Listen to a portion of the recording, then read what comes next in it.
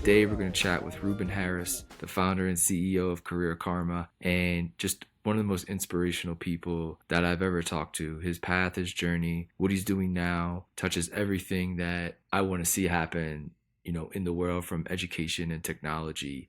He's building an incredible network of the future, essentially, of education and workforce development by retraining, essentially, or training from the ground up, individuals in high paying jobs. So Career Karma, essentially, you go there, you look at what you want to learn, whether it's web development, design, data analytics, mobile app development, and they train individuals within a very short period of time, probably 6 to 12 months, to get into very, very high paying tech jobs, anywhere from $70,000 to $100,000 a year. And unlike a lot of these sort of reskilled sort of programs that promise to train you and promise to do all this stuff, with Career Karma, they work with companies that need people in a certain skill set, so you have a job guarantee. So if you finish one of their programs, you will get a guaranteed high paying job. And why this is important right now is obviously a lot of people are either being laid off, or they're working from home, or they're just looking at a time in their life where maybe they want to make a change, and maybe they just didn't know how to go about doing that. And also, money can be a barrier for trying to reskill yourself, or getting some type of certificate, or doing one of these boot camp classes. But with Career Karma, they work with all kind of different programs where money is no longer a barrier and it's no longer an excuse. Because with income share agreements, it's sort of an innovative approach to how to train yourself in high level industries without sometimes paying any upfront cash at all, upfront money, to train yourself or reskill yourself. So I just love everything about what Ruben has built. His story is incredible. I think education and technology blended together, and the ability to quickly gain skills that the market needs for high paying jobs, whether you're 21, 26, 31, 41, 43, you can train, you can go through a Career Karma process and get a really high paying job at a company you want to be at is very much a reality. And I think what he has built, the community he has built, the course structure, these boot camp school relationships that he has built is second to none out there. And it's going to change a lot of people's lives. It already has. I would just really, really recommend listening to the entire episode. It is phenomenal, with a ton of nuggets about how Career Karma works, how these boot camps work, how income shared agreements work. And we share I share a personal story of mine, of a really good friend of mine who went down this path and went to a boot camp and completed it. And now he's in a high paying job at a company he loves. And, he's just incredibly happy and loves everything about it. And it's just like a real world story, an example of how you can change your life in a very quick amount of time if you really put the effort into it and go after it. And it's just a phenomenal platform that Ruben has built. Phenomenal story, phenomenal journey. Please listen to the whole episode. I promise you will not regret it. I will link it below, but please visit the Reskill America campaign that Ruben and Career Karma are doing at the moment. There's so many individuals in America that don't have laptops and don't have the ability and want to change their life and want to get educated and skilled, but they don't have the proper equipment. And Reskill America is an effort that he is getting companies, organizations to donate their excess laptops to the students at Career Karma, so they can, take the courses and skill themselves up so they can get a job. And I think it's such an important mission that is. And it's, to me, the internet, technology, even laptops, it's a human right, or it should be an American right. Every citizen should have a laptop if they want to better themselves and they want to do courses and they want to educate themselves and skill themselves to become more employable in the job force. I think we all need to take a role in supporting those individuals who want to make a better world for themselves, but also for their community and America in general. So I'll link to Reskill America below. I'll link to everything Ruben's up to in Career Karma. As always, grant@causeartist.com if you have any questions or requests. Hope you guys are having a great week, and stay safe and stay healthy. Thanks. Bye. How I like to start is about the journey, and I think we're gonna get into that. But let's talk about what Career Karma is first, because to me it's such an immense and necessary platform, of course, right now, right? But like it's going to be, to me, it's the future of education. It's the future of work. So that's a big statement. But let's talk about what Career Karma is first, and then we'll get into all the details and go from there. Yeah, so like you said, I'm the CEO of Career Karma, and what we do is we match people to job training programs so they can get high-paying jobs in tech in a year.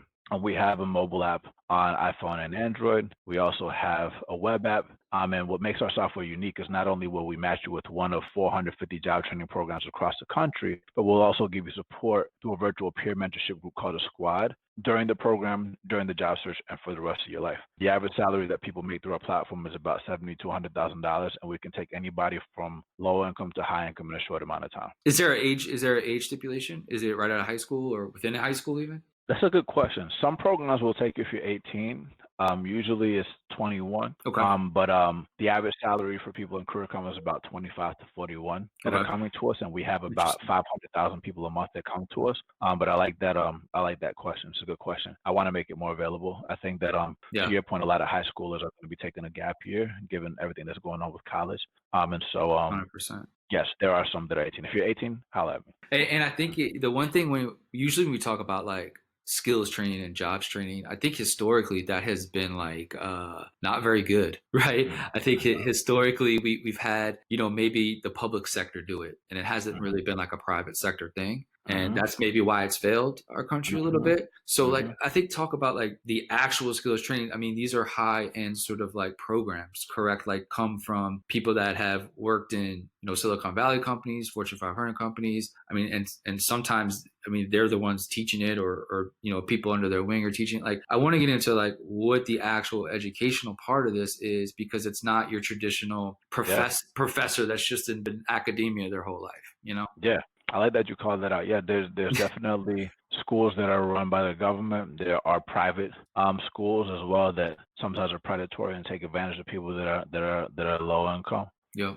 But then you also have these vocational schools called bootcamps. And what I really like about bootcamps is that they teach you exactly what companies need in a short amount of time. So it's not just like theory. It's not the history of whatever skill set that you want to know. It's exactly what companies are going to need to get hired. They also have flexibility, so you can do them part-time, full-time, self-paced, online or in person. And they've been doing that for a long time as well. But I think that the most important feature for people, at least the people that apply to bootcamps and Career Karma, is that every program that we work with has a job guarantee. Right. So if you or any of your friends, if like all 51 million Americans enrolled in one of the job training programs that we work with in Career Karma that you can see at careerkarma.com/apply or careerkarma.com/schools, the ones at careerkarma.com/apply in the profile that we call Fast Track all have job guarantees. So if all of you all enroll and you drop out in the middle of it, the worst thing that happens is that you learn something. But if you do get a job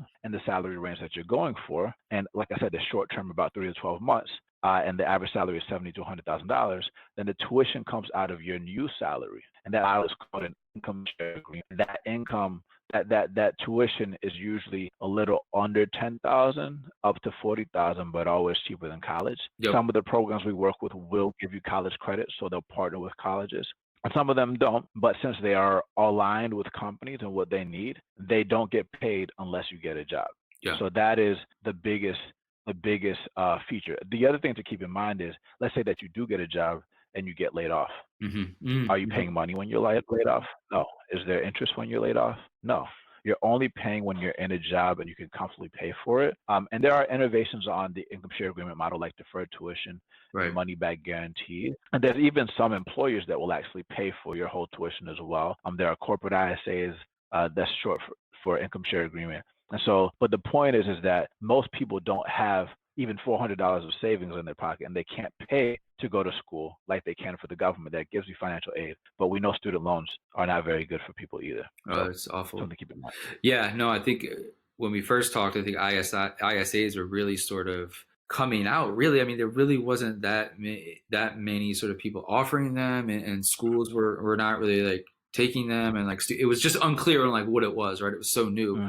I kind of want to dive a little bit deeper into that, because that is sort of a new way to me where people can, and I don't want to say afford college, because to me, this is like better than college, right? It's Mm-hmm. like you can Mm-hmm. afford a career. That's how I Mm-hmm. look at it. We always talk about like, oh, we're politicians like we're creating jobs, right? Or Mm-hmm. businesses like we're creating jobs. I think we need to move on from creating jobs and create Mm-hmm. careers. Exactly. That's how we move America forward. We need to create careers, not just jobs. Yeah. So I think ISI has a potential to do that, right? Because Yeah. then it's it becomes affordable. It's not even affordable is not the best word. It's just accessible to Accessible. people. Yeah. Yeah, I yeah. love it. I love it. I mean, So so talk to a your little bit point, more ISAs are because I think a lot of people just don't know what it is.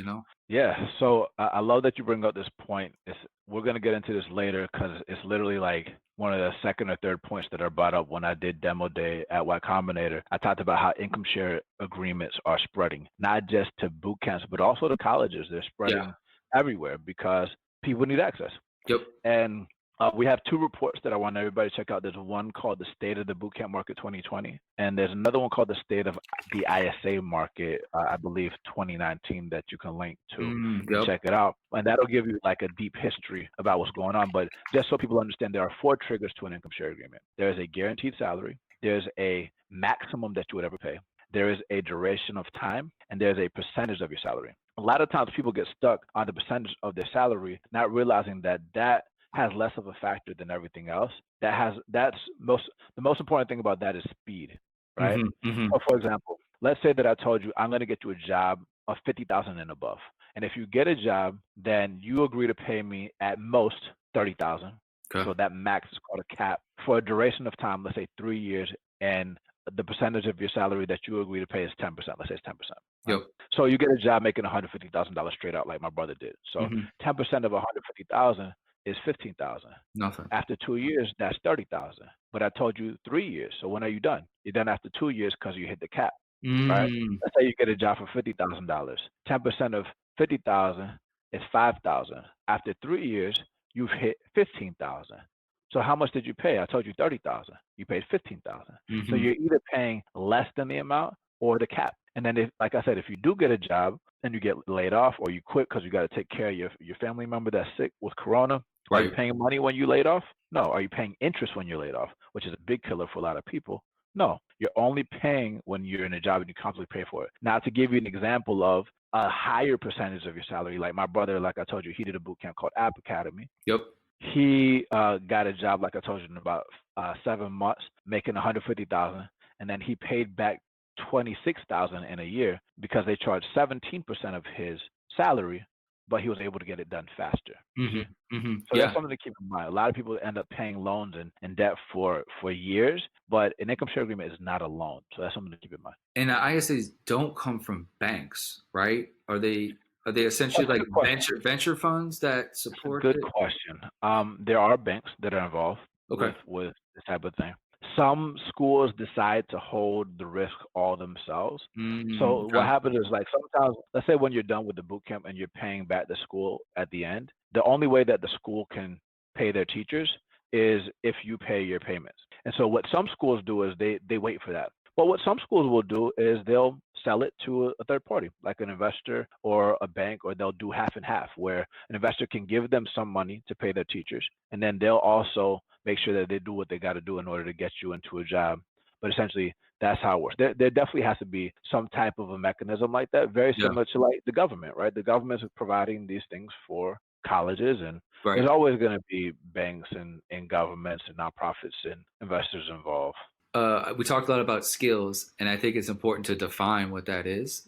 So what are, I guess obviously there's a plethora of what boot camps cover, right? But let's give people like the example, like web development, app development, even is it skills like CSS, JavaScript? Like, let's give an idea of like what and how they matched, right? When they go through application process, I'm sure they put information in and stuff like that. But is there maybe like, 70% of people we put in this particular like skill set, like just learn web development, or is it what they want to learn, you put them with and that's it, you go forward, or do you recommend stuff? It's a great question. So the main roles that we focus on are software engineering, design, and data science. The reason why we focus on and data analysis and cybersecurity as well. So the Mm-hmm. reason why we started with those roles is because those are the roles that boot camps have been focused on since 2012, driven model for the longest, that don't just get people jobs that are going to be in demand, but all deep alumni network with people that have graduated, that have 2 or 4 years experience, which will be very important to network. Mm-hmm. And also because this is the first educational institution that has had like this type of financing for a long period of time that like a lot of people aren't aware of. So Right. with that said, and it also gives people options as well. So like there's a lot of them. So there's over 450 schools. If you go to careercommon.com, all the schools. There are, in my opinion, I actually think sales boot camps and non-technical boot camps are going to be more powerful in the future Man, of that's work actually, it's because just such a great point. but the problem is that there's not a lot of them. But I do want to give a shout out to my boy Sean who runs FlockJ, my other boy Raheem who runs SV Academy, and then there's another sales bootcamp called Pre-Hired. They do really well. And we're starting to work with them on a lot of things because we do want to start sending people to do sales because I personally am not an engineer. My co-founders did boot camps and they're engineers, but Gotcha. sales is my background, and I would like more people going to that role. My girlfriend actually did a FlockJ, and she ended up being like the number one salesperson at a company called Squire, which is another YC company. How do you spell it? Flock? You said Flock J? F? FlockJ, FLOCKJAY. Nice. Okay. Yeah, it's a great program. But essentially, yeah, those are the roles that we focus on right now. Something that I think I like that you said is like talk about skills. Mm-hmm. A lot of people come to Career Karma and they're like, all right, if I get the skills, I got the job, right? Mm. I tell people certificates and degrees don't get you jobs, but neither does learning how to code. Mm. Right? Being the best version of you that you can be is what gets you the job. I know that sounds super corny, but if like let's say that like all of us have the same skill set, Great point. Right. right? Right. Right. What's gonna make me choose you Sure. over the other person, right? Mm-hmm. It's Mm-hmm.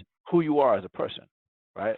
And a lot of people come to Career Karma for reinvention, not realizing that they have a lot to bring to the table Great that they point. may not love about themselves, Great right? point. So like if I can teach you how to love what you have historically not loved about yourself and teach you how to turn your perceived disadvantage into an advantage so you can bring it to the table, I'll show you how to compete against an engineer with 10 years experience, right? If Mm. I'm trying to get into a company like Etsy and I'm competing against and a guy that has been coding for 10 years, Yeah. but I'm a older woman that Right. likes to do crochet. Mm-hmm. I'm the best crochet maker in the world now, and the projects that I build in the bootcamp are focused on the do-it-yourself community and the crochet community. When I apply to a company like Etsy, now I have something to bring to the table Yeah. because You the have value to do-it-yourself bring. community is Yep. huge. Yep. Etsy creates more masks for Corona Yeah. that are do-it-yourself than like some production facilities, Yeah. right? I Great could point. also go to a Pinterest, right? Because they have a do-it-yourself community. So like, don't just because we are reinventing ourselves doesn't mean you have to forget what you did historically. And the last thing that I'll say about this point that you touched on is like the fourth industrial revolution, right? Mm-hmm. You're not staying in just one job forever anymore. You're not Yeah. going to one school forever anymore. You can be an engineer, designer, and a data scientist in one lifetime. So you don't define yourself by your skill. I'm not an engineer. I am Ruben Harris, Right. Right. right? Right. Who Right. has done all these things. Like being a Renaissance man and a woman is cool, Mm-hmm. right? Mm-hmm. Polymath is cool now, right? Right. I'm Right. gonna start ranting about it. No, it's so many great points there, and I kind of want to mention because I've experienced like a real world example. So I'll just tell a quick story real quick. Is that my friend he had a chemistry degree, right? Mm-hmm. Went into like food services. It was quality assurance because he had a biochemistry background. He went to like the food service industry to like make sure like the foods and things were made properly, and he had to quality ensure that the stuff that went in your shampoo bottle was like legit. It wasn't gonna like tear your skin off, right? Whatever. Mm-hmm. My point is he had a chemistry background, a really good job, but he hated it, right? Mm-hmm. But to your point, just like the crochet lady, he had value to bring when he was like, he's like, he was like, Grant, I really want to make a change. He was like, I really think I would love to code, right? He's like, I would love to do, JavaScript development, right? And I was like, it's like, dude, you should just do a boot camp, bro. I was like, you should really look at these. And I was like, If you got the time, do it. He quit his job. Mm-hmm. Really good living, right? Mm-hmm. 32-year-old, quit his job, chemistry degree, 10 years experience, quit his job, went and drove for Uber. And he said, I'm going to just knock this out. I'm going to do this boot camp. And he did it through Block. Block is So dope. I love yeah, Block. I loved it. We work with them. Yeah. And so he was like, and he did it, man. It took him a little while because he had a baby during the time too. So of course the stress is crazy. And you know, it took him like 8 months, but it'll take you the program was 6 months. It took 8 months, graduated. It took him 60 days to get a job. And now he works at a place he loves. He's like, dude, I can be here for the rest of my life. He's like, every day he's like, I love to go to work. What the company's doing is amazing. Like I'm learning every day. And he's like thanking me, right? Because I like put him on to these boot camps. He's like, whatever projects you got, I'll build them for you. You know what I'm saying? So I'm like, great, right? But I'm saying like that's just a real world experience that I'm sure you hear thousands of times. What's lit about that story though is like he just needed the push, right? He just needed the encouragement from you, right? He needed to hear it from somebody else that he recognized. Like people trust other people, right? So like one of the big, like I would say, Career Karma secret sauce is our community, right? We have a whole peer network of people helping people. So like if your friend came to Career Karma going to Block, he would be in like the Dads Who Code squad, and they will be encouraging each other the whole way through the process. And like sometimes all you got to do is give somebody the alley-oop for them to slam dunk it, right? 100%. Sometimes it takes a little bit more, but like people underestimate what happens when you believe in somebody, especially somebody that has historically been treated the wrong way or been marginalized. 100%. 100%. And look, and like we said, we'll talk a little bit with Reskill America, because I think that the point you made is that those individuals usually don't have that environment at home that is motivational for something like this, right? Like if they walked in and said something like that, I'm gonna quit my job, you know, I'm gonna go drive for Uber, and I'm gonna just take this boot camp course for 6 months. Like I don't know that you would have support. Like I think in any community right now, you probably would have much everybody's scared right now. Yeah, much response for that, right?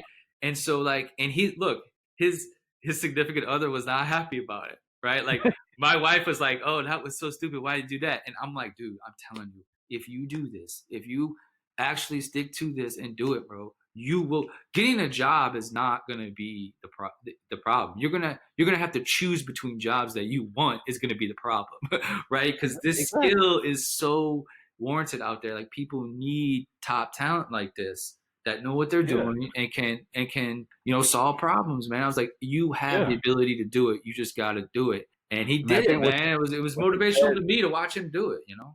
Yeah. And what you said about like your circle matters, right? So like, yes, you want to have a squad that helps you on the journey. That's not negative, but you might have people that you love trying to tell you not to do this. It sounds crazy. Like quit my job, 100%. Do this for 6 months, and like I'm gonna do this boot camp thing, right? A lot of times it's like my mom, right? Or like somebody like that. When I told my mom I'm leaving Atlanta to visit San Francisco for a month, and I never came back, right? She's gonna be worried about me. She don't want me to do that. Right? It's been like 6 years, you know. And so like I saw this really cool quote on the streets of San Francisco on the way, and I always like reading graffiti. It's a Mike Tyson quote. It said, "Fear is just like fire. It can be helpful if you know how to use it. If not, you'll get burned." Right? So like fear is a greater motivator than the anticipation of gain. Right? And so like we can go into that deeper, but like I just think that like the point that you brought up is like it's important, because sometimes people be like, oh man, I have so much negative energy around me, like this like crabs in a bucket mentality, which is true. We do have a lot of crabs in bucket, like we see what happened to Nipsey, so R.I.P. Nipsey. But there are some people that love you that are gonna say things that might feel negative, but it's just love.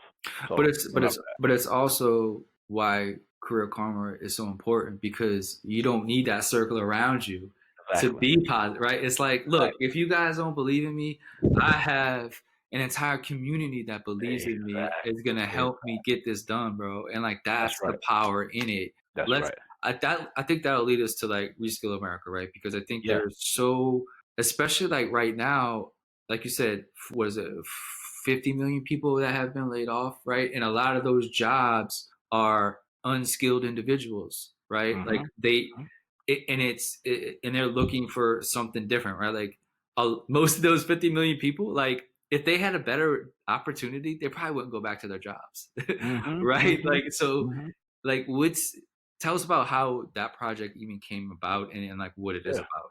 The whole George Floyd situation frustrated me, right? I think Sure. people aren't just rioting and kicking and burning things down just because of police brutality. People don't have jobs, Right. right? People of color are dying more than others in coronavirus. It kind of feels like a setup, right? Right. People are pissed off. Yep. And so, like, I'm grateful to be in a position where we can help people from underestimated backgrounds take over these digital streets, even if we can't take over the physical streets. And so, Hmm. Hmm. um, Which is when much you think more about power. There's actually much more power than digital way, streets. way more powerful, bro. Like Hugh Newton from the Black Panthers said, what the 10th point in the Black Panther Party was actually people's community control of modern technology, which we have not done yet. Hmm. And so I want Hmm. to help people fulfill that, right? Because that's going to bring full employment to our people. That will bring all the other things that we asked for. But we can get into that later. Sure. But going back to this, like 51 million Americans. So, like, to your point, 51 million Americans lost jobs over the last 17 or 18 weeks, right, due to coronavirus, Hmm. or filed for unemployment. Hmm. Now, I want to correct one thing. I wouldn't say they're unskilled. They are Hmm. definitely skilled. They definitely have a lot to bring to the table. Yeah. I But meant, to you know your what I point, meant? I meant like their web skills development. that Yeah. they have Yeah. aren't they're not they're not aligned with where the economy is going, Correct. They're not high right? wage skills at There's the no moment. going back to normal. Right. Yeah, Right. there's Right. no going back to normal. Right? Yep. People are like, oh, I just can't wait till coronavirus is over. We're gonna go back to normal. It's not happening. Yeah. Right now, if anything, Corona has accelerated the digital economy. If you don't have tech at your core, your business is dead. Period. That's why every single company that's in tech is hitting, like, not every company, but a lot of tech Close. companies are hitting all-time highs when Yeah. you got small businesses like getting crushed right Yep. now. Yep. And so, to your point, a lot of these jobs are gone permanently. And so, 100%. what a lot of people don't realize, so like, this has created a boom in career comma. By the fall, we're going to have over 1 million people a month coming to the I platform. know, man. And It's crazy. most people have a smartphone, but less than 60% of Black and brown people have a laptop. Hmm. And, like, to take it another step, let's talk about low-income communities. Like, 46% of adults living in households earning less than $30,000 per year do not own a laptop, Hmm. right? Usually when people talk about the digital divide, they're always talking about Wi-Fi, which is absolutely important. Mhm. And Mhm. shout out to the libraries that are helping people get Wi-Fi and a bunch of things like that. But if remote work is a trend and you want to be able to work from home, especially for the moms that are quarantined, because moms are Good going point. through it right now, Great point. right? Mhm. We Mhm. need to be able to have devices to be able to not just train, but also work from home, Mhm. Mhm. right? So what I noticed through the Career Comma platform with my team, Archer Timor, Melvin, and many other on the team, is that people are using our discussion forums to find laptops in the community. So if I don't have a laptop, but I have a spare room, you can stay in my spare room. I'll let you borrow the laptop, blah, blah, blah. And I was like, wow, that's pretty interesting. And I shared that observation with Frida Kapor Klein, who's at the Kapor Center for Social Impact in Mhm. Oakland, which is a nonprofit. And she was like, that's crazy. That's wild. Why don't we do something special for them? Because you're a for-profit organization, so you can't really do much. You need to have a nonprofit Gotcha. entity. And Yep. since that takes forever to start it, Right. why don't we serve as your fiscal sponsor? Love it. And we'll be the nonprofit, so there's a clear line. And then what you can do, Ruben, is what you know how to do best, and reach out to all the companies in their IT departments and ask them to donate old laptops that they don't need Yep. to give to the Kapor Center. And if they don't have laptops to give and they have money from their corporate social responsibility department, HR department, or their diversity or their employee resource group, they can cut a check to the Kapor Center so it's tax deductible. And by the way, the laptop donations are also tax deductible. And 100% of that will go towards the people in Career Comma that got laid off, that want to enroll in boot camps and need the tools to get a job in tech. So we're calling the campaign Reskill America, the Great Rehiring Initiative. We want to give away 5,000 laptops.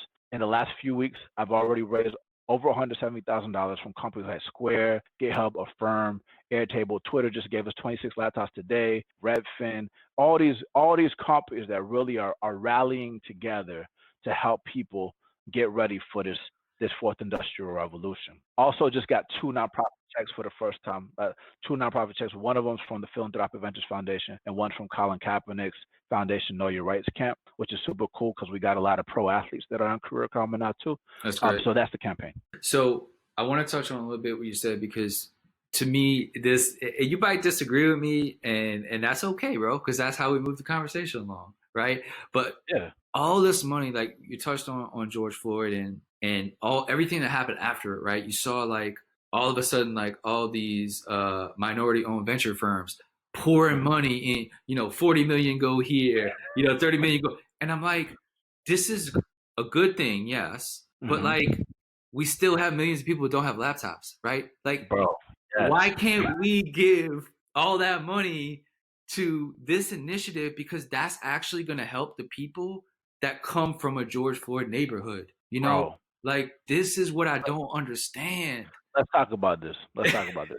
So, like, I'm learning a lot through this nonprofit world, right? Hmm. So, like, first of all, and I actually did a philanthropy podcast earlier today. Shout out to Eric Brown to like actually sound off about how I feel about this. Like, 90% of U.S. foundations don't have a website, which is a problem, right? And they don't accept open invites. You got to have a relationship with them first. So, like, Mm, thank God I'm blessed to be in a position to have relationships or to make relationships to get to people. But hmm. like, how is Joe Schmo or Susie supposed to get in front of a foundation if you don't accept no solicitation? It makes no Right, sense, right? right, So that's number right. one. Number two, the grant making process is ridiculous. I'm gonna just Oh, call it dude, out. it's it's It's it's insane. terrible. It's Like insane.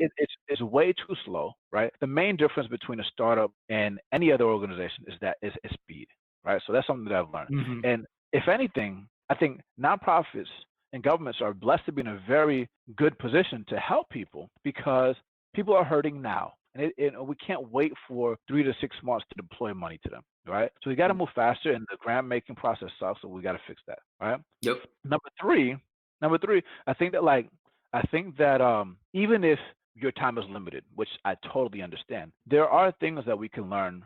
If you don't trust yourself or if you don't have time to review all the applications, you can adopt a scout model with your Mm, nonprofits. The yep. way that I think about a scout model is give money to your grantees and give them the ability to give grants to anybody that they've pleased that are nonprofits to help, Yep. because that's going to allow you to spread your seed faster, and then they'll be on your radar and you'll know that they fit your criteria because the person that's a grantee knows what you like.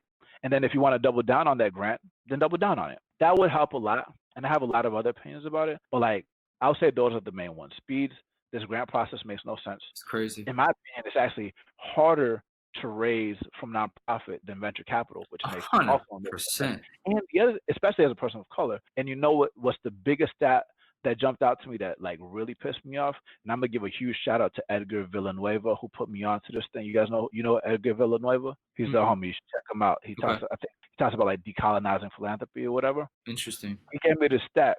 Out of all of annual grant making, only 8.5% of the grants go to people of color.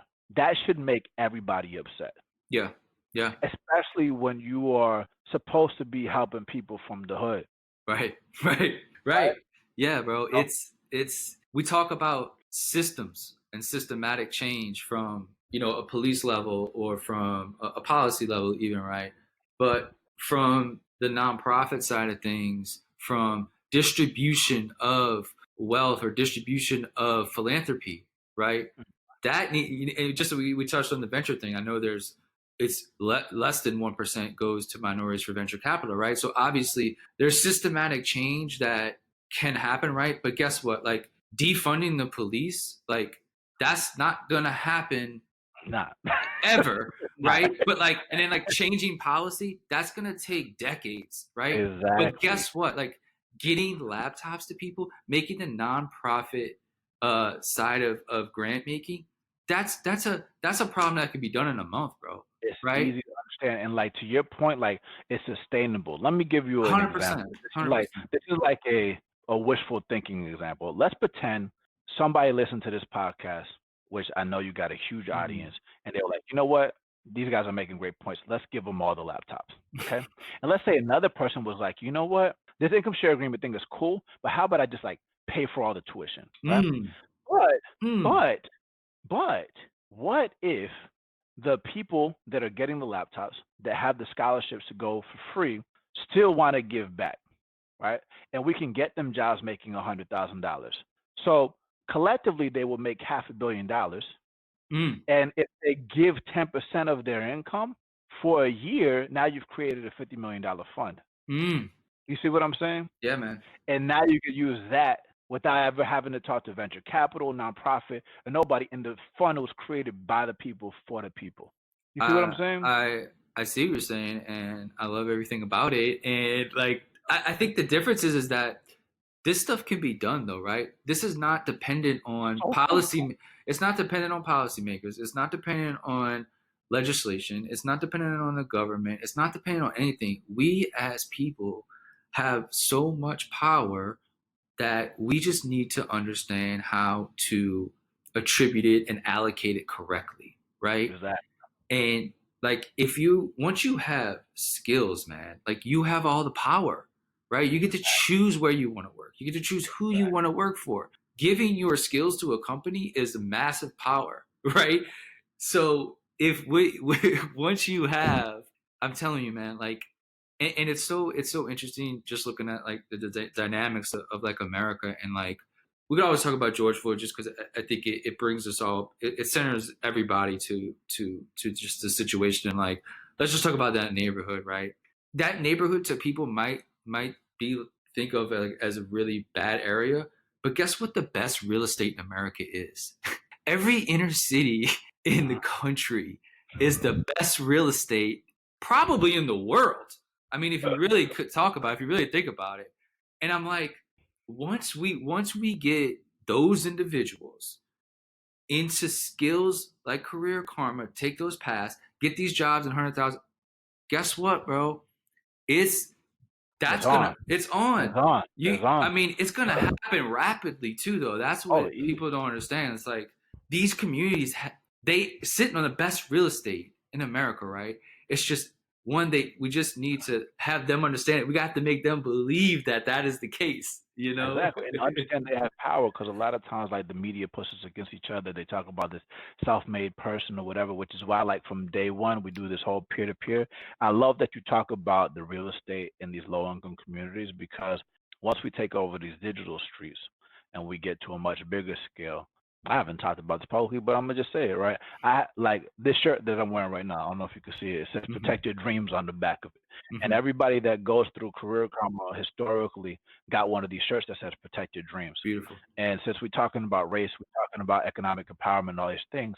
In the future, I actually want to do a graffiti campaign in the streets on every Martin Luther King Boulevard, Mm. since that's in over, I think, 900 cities. Yep. And we're going to call it the Protect Your Dreams campaign to help people take their cities back, Mm-hmm. right? Where we'll have leaders in their local communities tagging up the walls in a beautiful way, not in like a Right. negative way, kind of like the Right. Black Lives Matter murals everywhere, Mm-hmm. and help people love where they live, not just be like, oh man, it sucks being on Martin Luther King Boulevard. It's just people getting shot up. Like we don't have to do that no more. You know what I'm saying? So anyway, Cities should be watch cities should be hiring graffiti artists to make beautiful pieces of exactly, art in their city, bro. The reason why it's exactly. looked down upon because you get arrested for it. It's like why? Like just designate areas in the city where graffiti is like allowed and watch what beautiful things will happen. You You know? about to go to Instagram? Instagram, they have a great graffiti culture, man. Like what Banksy is doing to make statements about COVID-19 and wearing a mask. Like like if you just walk through the streets of San Francisco Mm-hmm. and you just look at the graffiti and how it changes, it'll tell you how the people feel. Even if it 100%. says F techies, right? Sure. That's okay. Like now you know how they feel. But if you're sitting there in your echo chamber thinking everything's all good and you're not talking to people that are affected, you're not going to be able to solve problems for them. Yeah. And tech is moving towards solving problems that people need. And if you're not talking to the people in those communities, you're not going to do it right. I want to talk a You're little just going to be bit. a poverty pimp. No more poverty pimp. I want to talk a little bit about what you said. Individuals that are at home, especially like mothers, right? And kind of what you're seeing, like the age demographic through Career Karma, right? And kind of what they're dealing with, and the idea of like, yeah, laptops are a problem, but if you have a laptop and no internet, like you're fighting these battles, right? That's a thing you can't solve for, right? If I Yep. don't have internet, like I can't just like get that happen, right? If it's just not in my community, right? So like, how can we, for people who get laptops, right? And we talked about libraries before, but that's still difficult maybe to go to, right? And like they close at certain times, right? So what if you have your job, you know, you gotta work past 6 or something like that? It's like, like how when you talk to people, right? Like the digital divide. To me, the internet is a human right. I think everybody Hmm. should have it, right? It Hmm. just is what it is, especially in America. Everybody should have it. Hmm. How, like, from the companies you talk to, or just like just community leaders that you talk to, like, what is the issue there? Like, why is it because it's just expensive? And then why can't we have these organizations, pay for like internet for like communities, right? Like Hmm. we can do that, I believe. Hmm. I agree. I mean, I think one thing that you talked about, like mothers at home or just our demographic on home at home, something that people don't talk about enough, is that psychology is key to labor market transitions, which is why community is important. Mm, And you have to understand mental health, right? mhm. Loneliness is a big issue, especially for the elderly. It Right. was there before COVID-19, and there's been a rise Mm, in mental health issues now. Unemployment leads to huge cases in suicide huge, as man. well, Yeah. and Yeah. it is a problem, which is why we think, to your point, Wi-Fi and device access is right, because, like, for example, you and I have never met in person, but it feels like we've known each other Yeah, forever, for and sure. so you can connect with other individuals and have really deep bonds that are created virtually that a lot of people are still like having theories on Twitter, but like it's possible to do. I've had For sure. nonstop Zoom calls building relationships with people that I never met before, and it's been Of amazing. course. Yeah. Yeah. But some people aren't extroverted like me. And so Hmm. Hmm. going back to your point about like why has this not happened? Why is this not a right? I think historically, when you think about power and utilities, you think about it more as like things that like the government will provide for you, Hmm. or Hmm. like or something that something in a public service will provide for you. Even though there are big companies that provide this type of thing, like a I'm not going to call it the companies because they might get involved with the campaign. So, um, Sure. Sure. like you would, it's either going to be public sector or private sector, but it's never been like we need this like ASAP as a business imperative. 100%. It's an And economic. since It's half, for America, right? Like American. Like that's what yeah, we don't understand. exactly. Since half the world's not connected, by the way, Yeah, for sure. half the world's not connected to the internet. I am really excited about two big initiatives. One of them is by Elon Musk. He has something called Starlink, Hmm. where he's shooting satellites to the sky Yep.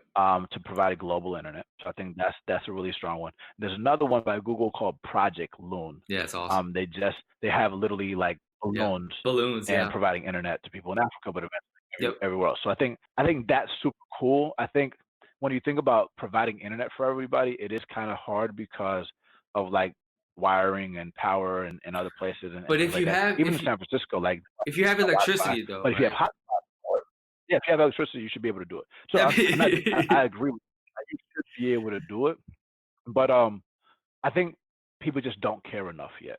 But I think coronavirus is like forcing people to have to care about it, because you can't provide all remote work at any company if your employees don't have laptops. And I think that's going to be a Yeah. right for everybody going forward in the future. Yeah. 100%. So is Reskill America, is that a time based thing, right? Or is that just when we hit a certain number, or is it like can it just be like forever type of Good thing? question. There is no timeline, Okay. but people are hurting now, like I said. So Yeah. there's no end date to it. To your point, it might evolve into us having our own .org or something like that. Right. Right. But Right. right now, we're just working with the Cable Center for the next year on it. Okay. And then we'll see where it goes from there. We hit on a lot of stuff, man, but I do think it's really important to tell people like your journey, right? And the path that you took to build not only just career karma, but the things you did before that, right? I think is necessary to talk about too. So like let's start when you told your mom, like I'm Yep. moving. Yeah. Talk about that, and let's talk about that journey after that. Yeah. I mean, my mom and father, my mother and father are both I am where I am, right? They taught me to develop things that nobody could take away from me but myself, which is Mm-hmm. language and music. So my first language Mm. is Spanish, and I've been playing the cello for almost 30 years. My cello's right over here. Wow. And I've been doing that since I was 4 years old. I'm 33 now. And what's super cool about understanding that is I've always recognized that if I stop practicing, it's gonna go away. And Interesting. I always have to constantly push myself to get better every week. So this whole concept of like lifelong learning has been built into me from the beginning. Like setting a stretch goal, getting better every week, Right. reflecting on it, listening to yourself, like working in teams because you do orchestra, symphony, chamber music, right? If Right. you're the best, you can't just play loud all the time. Sometimes you got to be really understand team dynamics. You got to understand how to be polite, how to interact in different environments, blah blah blah, compete, Yep. whatever. Yep. So I think that's a factor. I also went to religious school my whole life. So, you Interesting. talked about libraries. I actually think that the church is in a very powerful position where the church can actually provide WeWork infrastructure without Dude, bleeding billions of what an dollars. It's what literally an like amazing idea, they bro. it's like Because you they're like on every family. corner. They're on every The rest of corner. the week is not. Bro, Tupac has a great rant about this in Vibe magazine. He did a video and he's just talking about the church, Hmm. like why. Well, just look it up. Vibe magazine, Tupac, what he says about the church, Okay. and it's positioned to be able to help with workforce development. The reason why I think the church is Great powerful, idea. and like Great something that idea. my parents always taught me, I went to education like that, is that the majority of slave rebellions actually came from the church. Did you know that? Hmm. Hmm. And what's crazy about like the church is like it's not just about spiritual renewal. There's healthcare, there's education, there's leadership. Like the NAACP had roots in the church. A lot of our historically black colleges were originated from the church. A Hmm. lot of people don't know that. So I'll say that's been a key thing that my parents instilled into me. The other thing that's nice about being in church schools is that they're smaller. So Hmm. have the ability to interact with the other students and direct mentorship from the senior leaders. And you understand the importance of spirit and Hmm. thinking about things that are deeper than education and money, which I think is super important. Right. You see, my grandfather, he knocked door to door selling religious books. He was also a math teacher. He also like did a bunch of other things as well. But if you want to run an organization, you have to be able to understand rejection. Right. And Career Karma was able to get into an organization called Y Combinator, which is the world's largest tech accelerator. But the first time that we applied, we got rejected. Hmm. I've never got anything the first time. This is in my eyebrows to remind myself of that because, like, you always you always have to keep going because like my friend, he's the CEO of Maven. He said, Ruben, never burn your bridges because no's turn to yeses, and Hmm. all you gotta do is just keep executing, keep shipping. Because like I have stories of somebody that I asked $25,000 for when we were raising, and then they rejected me, and then I hit them up again after we made some progress. They gave us a $300,000 check, Wow. right? So Yeah. it's like Yeah. don't take it personal, Yeah. you know, Yeah. just keep moving Yeah. because they'll see you. Like you and I, we've been talking for years. Right? You saw me when we didn't have nothing, Yeah. and so I told you what I was gonna do. Yeah. And we're still not close to 1 billion people, but we're definitely over 100,000. Oh yeah. Oh And yeah. so we're going to continue shipping and getting there. So I'll just say like that's been key. And then I know I only have 2 minutes left because Okay. I gotta do another call. Go But ahead. like growing up in Atlanta, Georgia, I'm black, right? And Hmm. and I speak Spanish, and so I never knew black people who are a minority. And so Hmm. um, Hmm. Great point. until I left Atlanta, and so I never felt bad about myself. I Hmm. never felt like that was a problem. Hmm. My the women in my family are strong. They all work, I hear you. right? Yeah. And Same. so like I'm a product of the matriarchy, right? Mm. Even though my father has also been a key piece of my life. And so that mindset matters. And if you don't have the right mindset, you're not going to be able to get to where you want to go.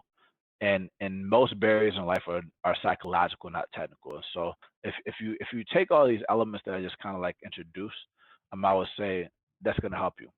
So All anyway, right, brother. Well, thanks for taking the time, man. I wish we had another hour, bro. So I know, bro. maybe we'll do it again. Tell you Maybe what, we'll maybe podcast. we'll just do part two, man. We'll just do part two, three, four, Let's five, do it. six, seven. So but appreciate you taking the Yeah, time, bro. man. It's been of course a pleasure, man, and I absolutely love what you were doing and I can't wait to talk more. We'll talk later on because I want to help Yeah. as much as I can, right? So we'll figure something out. But get to your next call, bro. And thank you so much. Thank you, my brother. Peace. Talk to you soon, man. This was amazing. Have a good one. Thanks everybody for listening to the episode. Just want to give a quick shout out to the Cause Artist partners, everyone who has signed up for it. Truly appreciate it. I will list the link in below so you can check them out. If you want to become a partner, just go to causeartist.com/partners.